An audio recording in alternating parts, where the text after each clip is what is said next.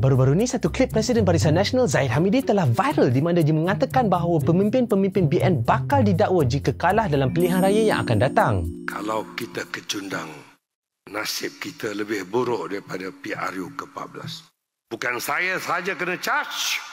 Tomat, you are in the waiting list. Dia kemudiannya berkata bahawa ucapan dia tu telah diputar belit dan sebenarnya dia tengah bercakap pasal pendakwaan politik terpilih. Tetapi kalau korang tak tahu, Zahid Hamidi masih tengah menghadap 47 tuduhan rasuah, pecah amanah dan pengubahan wang haram berkaitan dengan duit yayasan kebajikan dia, Yayasan Akal Budi. Korang jangan confuse pula. Hari tu yang dia kena lepas tu kes 40 tuduhan rasuah berkaitan dengan masa dia sebagai Menteri Dalam Negeri. Kes Yayasan Akal Budi ni pula dikatakan oleh pihak pendakwa di mahkamah melibatkan duit berjuta-juta ringgit yang sepatutnya digunakan untuk tolong golongan orang miskin dan anak yatim, tapi sebaliknya, didakwa telah disalahguna oleh Zahid Hamidi untuk kegunaan peribadi dia sendiri. Kita orang tertanya-tanyalah juga kes ni sebenarnya pasal apa. Jadi untuk korang senang faham, antara dakwaan terbesar yang Zahid tengah menghadap adalah nombor 1, penggunaan 1.3 juta ringgit untuk bershopping-shopping kat overseas. Menurut seorang saksi dari bahagian kad kredit M-Bank, sebanyak hampir 1.3 juta ringgit telah dibelanjakan atas 4 kad kredit. 2 bawah nama Zahid dan 2 lagi bawah nama isteri dia, Hamidah Khamis. Kad-kad ni pula diguna untuk bershopping kat negara-negara seperti US, UAE dan Itali,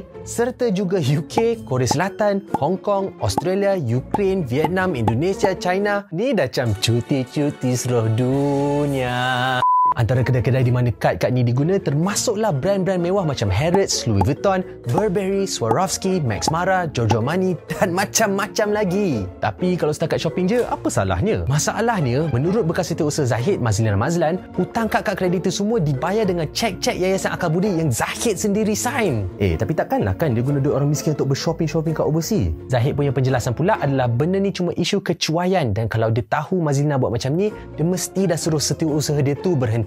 Tapi bukan ni je cara Zahid didakwa guna duit yayasan tu untuk kepentingan peribadi dia. Selain daripada tu, Zahid juga tengah didakwa dengan nombor 2, membayar lebih RM107,000 untuk road tax dengan insurans 20 kenderaan dia dengan keluarga-keluarga dia. Menurut seorang lagi saksi yang bekerja sebagai ejen insurans, 3 cek Yayasan Akal Budi dengan jumlah nilai lebih RM107,000 telah digunakan untuk bayar insurans dan road tax 20 kereta-kereta dan motor-motor mewah bawah nama Zahid dan ahli keluarga dia. Antara kereta-kereta yang termasuk ni beberapa biji BMW, Mini Cooper, Mercedes-Benz serta juga motosikal BMW, Ducati, Kawasaki, Harley-Davidson. Cerita pendeknya, pak parking kereta dia je dah boleh kalah guru Batman. Tapi betul ke dia guna duit anak yatim untuk beli road tax untuk kereta-kereta dengan motor-motor dia? Benda ni pun sebenarnya benda paling kecil dalam dakwaan-dakwaan yang dia tengah hadap. Sebab sebenarnya benda paling besar yang Zahid didakwa mengguna duit Akal Budi untuk beli adalah nombor 3, satu hotel kat Bali bernilai hampir 18 juta ringgit. Menurut seorang saksi iaitu pengerusi syarikat pengurusan hotel Rias Asset Sdn Bhd, Tan Sri Rashid Manaf, pada tahun 2016 dia ada plan nak jual 60% saham syarikat dia tu selepas dia orang ada masalah hutang bank lepas membeli satu hotel ni dekat Bali. Elok-elok anak Zahid Hamidi, Nurul Hidayah pun tiba-tiba muncul bagi tahu yang dia minat nak beli saham syarikat dia untuk usahakan hotel tu. Menurut penyiasat SPRM, Zahid telah mengarah lawyer-lawyer Yayasan Akal Budi untuk keluarkan 7.9 juta ringgit duit yayasan tu untuk beli saham Rias untuk anaknya Nurul Hidayah, walaupun Nurul tak pegang apa-apa jawatan dalam Yayasan Akal Budi pun. Macam pihak pendakwa tanya, kalau ya pun hotel ni pelaburan betul, benda ni masih satu penyalahgunaan dana sebab benda ni bukannya tujuan yayasan diwujudkan. Tapi sebenarnya ni bukan satu-satu pelaburan yang kononnya dibuat dalam kes ni. Sebab selain tu, satu lagi dakwaan yang Zahid tengah menghadap adalah nombor 4, bayaran RM360,000 untuk satu syarikat ni tolong UMNO daftar pengundi. Menurut seorang saksi iaitu pemilik syarikat TS Consultancy and Resources, diorang menerima dana sebanyak RM360,000 pada tahun 2015 dan 2016 dari pejabat Timbalan Perdana Menteri yang masa tu dipegang oleh Zahid Hamidi untuk tujuan bantu kerja-kerja pendaftaran pengundi dengan kerjasama UMNO. Menurut bekas pegawai khas Zahid yang juga memberi kenyataan saksi mahkamah, dia sendiri nampak Zahid sign check untuk bagi dekat syarikat tu. Zahid pula nafi yang duit ni dibayar untuk tolong UMNO, tapi sebaliknya diberi dengan tujuan untuk cetak Al-Quran. Kita orang pun tak sempat sebut yang dia juga didakwa membeli 2 rumah banglo berharga hampir 6 juta ringgit yang dikatakan untuk bina sekolah agama, dan menambah kepada kerja kebajikan dia lagi, dia juga didakwa menderma sebanyak 1.3 juta ringgit kepada pasukan bola sepak